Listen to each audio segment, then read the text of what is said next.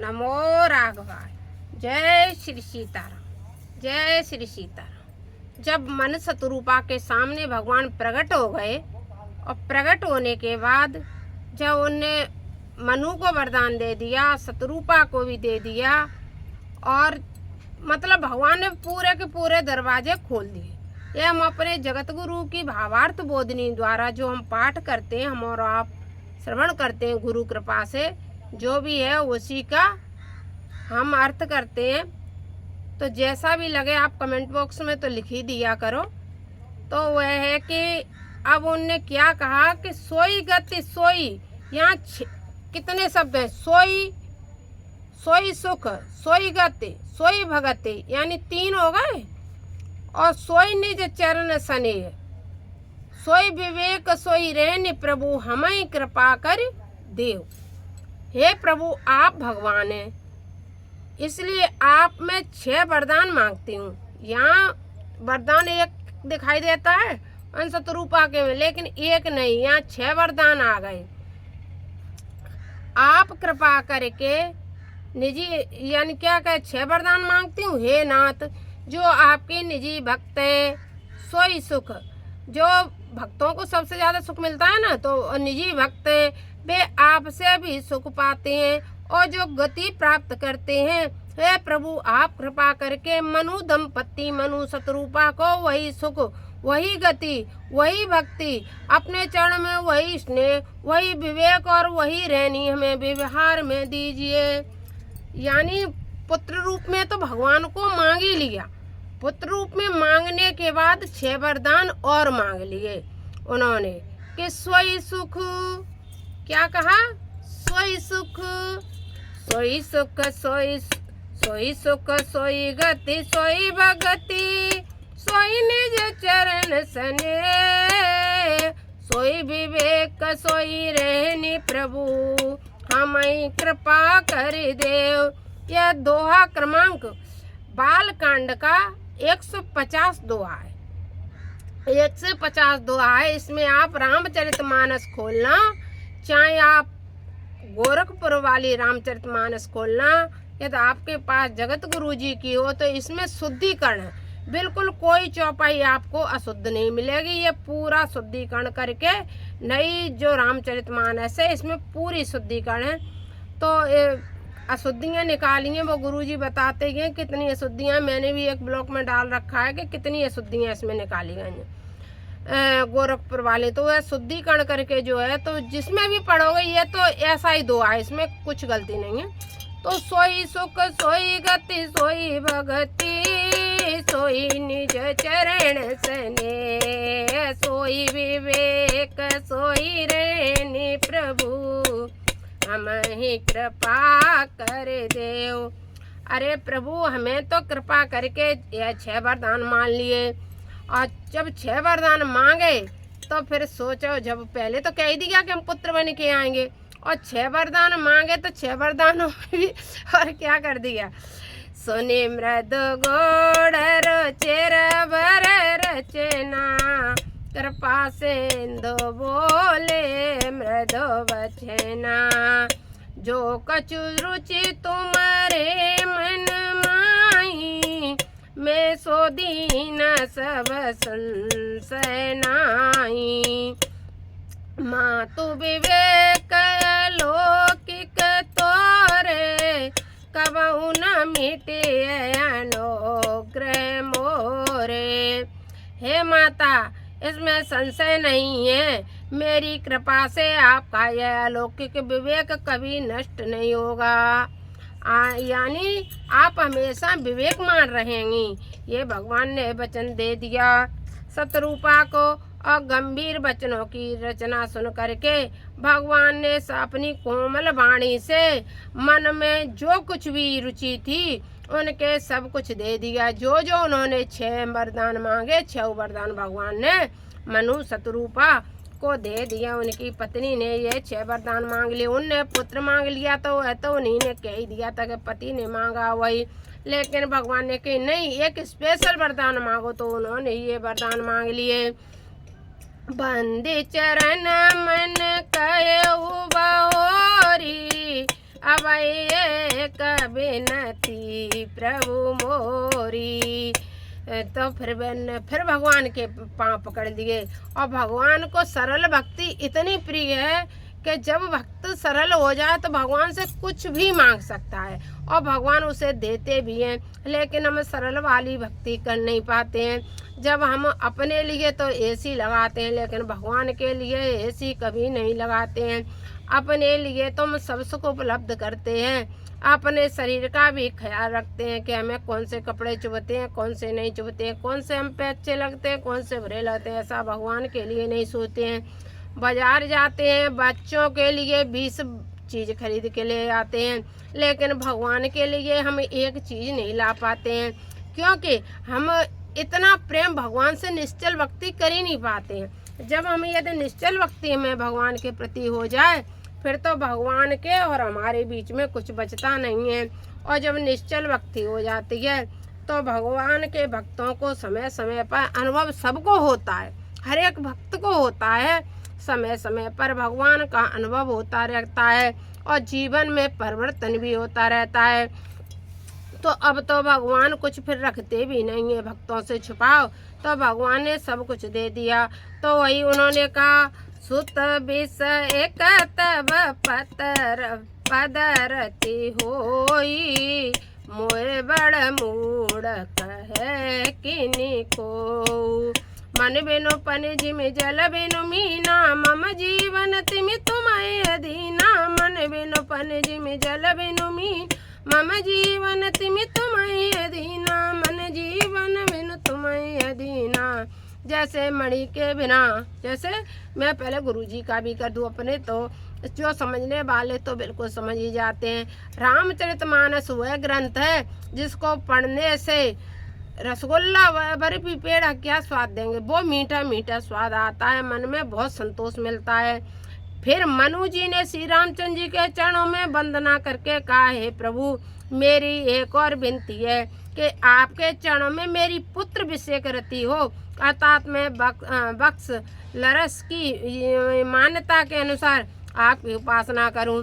मुझे कोई बहुत बड़ा मूर्ख क्यों न कहे, अर्थात भले ही मैं लोगों की दृष्टि में बहुत बड़ा मूर्ख हूँ, परंतु जैसे मणि के बिना सर्प नहीं रह सकता है, जैसे जल के बिना मछली नहीं रह सकती है, उसी प्रकार मेरा जीवन आपके ही अधीन रहे। हे भगवान, मेरा तो जीवन सिर्फ आपके ही अधीन रहे। जैसे मणि रहने के बिना सर्प नहीं रह सकता है, हे भगवान, मैं तो पागलों की तरह आपसे प्रेम करूं। वैसे ये मनसत रूपा मांग रहे हैं, और साथ में हम और आप भी भगवान से क्या प्रार्थना करें कि भगवान से हमारा ऐसा ही प्रेम हो जाए। अगर हमारा प्रेम भगवान से धीमे धीमे करके ऐसा ही हो जाए कि ना हम भगवान को कहीं छोड़ के जाने की इच्छा करें, ना भगवान को कुछ, और जो हम भगवान के साथ करते हैं वह कहने वाली बात नहीं है, ना कही जाती है। वह एक अपना विशेष सुख होता है। उसको क्या कहना क्या न कहना, इसके बारे में अपन चर्चा नहीं करते हैं। क्यों नहीं करते? इसको कहने से अपन बहुत छोटे पड़ जाते। और भगवान के कभी कुछ निजी अनुभव आपके साथ हो गया हो भगवान का, फिर आप देखना उसको, यदि आपने कहा कह रहे भगवान, समझो गई भगवान से प्रेम तुम्हारा गया महीने 2 महीने के लिए तो चला ही जाएगा। इसलिए भगवान का प्रेम कहने का विषय नहीं है। बस यही है कि भगवान से हमारी प्रीति बिल्कुल ऐसी ही रहे, बालकों वाली प्रीति बनी रहे। मतलब लोग हमसे पागल ही कहें, हम पागल ही अच्छे हैं, बस हमें इसी हाल में रहने दो, हम बस ऐसे ही अच्छे हैं। हमें यदि कोई पागल कहता है तो कहने दो। आप जैसे हम ये रामचरितमानस हम पढ़ रहे हैं, तो इसमें हमारे 4 चाहने वाले भी सुन रहे हैं, 4 जो हमको नहीं पसंद कर, सबके दुश्मन होते हैं, तो वो भी सुनते होंगे, तो वो सुनेंगे तो वो हंसी करेंगे, उनका काम है हंसी करना, तो करने दो। भगवान करे वो और 4 बार हंसी करें, कम से कम हंसी करने के बहाने कम से कम 2 चौपाई तो सुनेंगे, कम से कम उनका कल्याण हो जाएगा।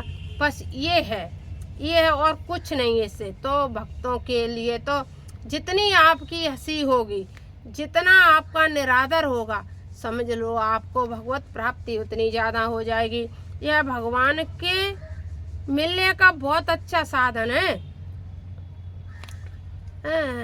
तो फिर क्या हुआ, उन्होंने कहा मुझे लोग पागल कहें लेकिन मेरी भक्ति आप में पुत्रवती रहे। तैं असवर मांगी चरण गए रहे हो, एवं मस्त करुणा निधि कहेऊ।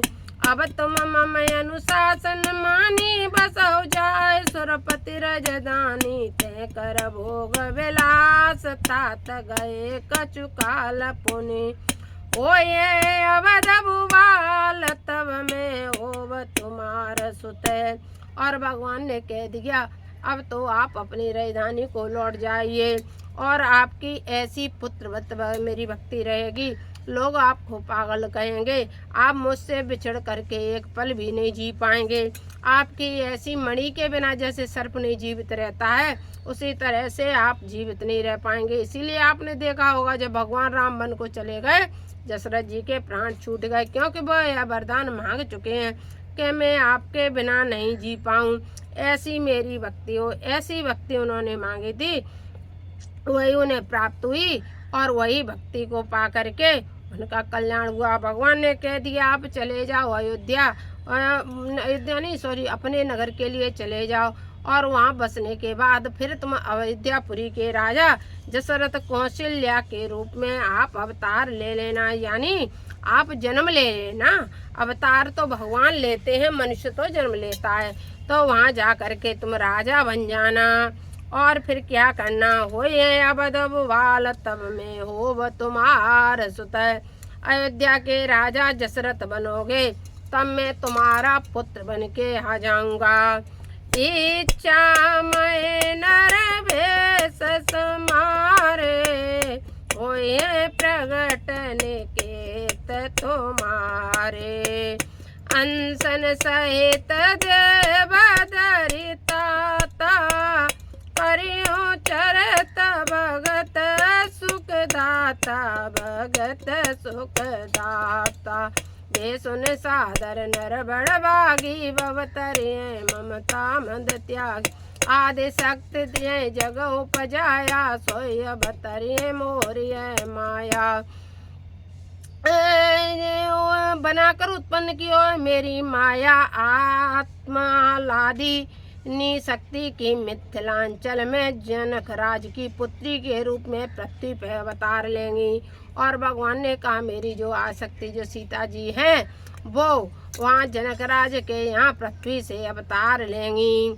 पुरैव में अभिलाष तुम्हारा, सत्य सत्य पन सत्य हमारा। पुण्य कहे अस कहीं कृपा निदाना, अंतर ध्यान भये भगवान। संपत्ति और धरे भगत कृपाला, तय आश्रम निकसे कचुकाला। समय पाए तनु तज अनयास, जाए कीन अमरावती वासा। यह इतिहास पुनीत अति, उमय कयऊ व्रस के। तो भरद्वाज सुनि अपर पुनि, राम जन्म कर हेतु। भरद्वाज जी बोले ये राम जन्म के कारण मैंने कहा कि राम भगवान ने कैसे उन्हें मनसत रूपा ने तपस्या की और क्या क्या वरदान मांगे और उन्होंने क्या क्या वरदान दिए और उन्हें पुत्र रूप में भगवान कैसे प्राप्त हुए। बड़े सुंदर प्रसंग मैंने कहा। आपको भी ये प्रसंग कैसा लगा आप अपना कमेंट बॉक्स में लिख देना। गुरु कृपा से जो कुछ भी टूटी फूटी वाणी, अब आगे भगवान राम पृथ्वी पर आएंगे, कौन कौन अब और भगवान की वंदना करेगा और क्या क्या सब होगा, यह सब आगे के प्रसंग में हम और आप श्रवण करेंगे।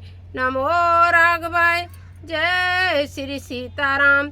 निश्चल भक्ति करें, प्रेम भाव से करें, कभी भी कपट छल के मार्ग पे न चलें। सच्ची भक्ति, यदि भगवान को पाना चाहते हो तो सच्ची भक्ति करो और मोह कपट छल छिद्र न भावा। और आज नहीं तो कल एक न एक दिन भगवान हमें जरूर मिलेंगे। इस विश्वास के साथ भगवत भजन में लगे हुए, कीर्तन करते हुए, राम नाम जपते हुए, राम नाम का स्मरण करते हुए लगे रहो। आज नहीं तो कल के कबों की सीता राम के भनक पड़ेगी कान। एक न एक दिन उनके कान में तो आवाज पहुंची जाएगी और भगवान आपको प्राप्त हो जाएंगे। नमो राघवाय। जय श्री सीताराम, जय श्री सीताराम।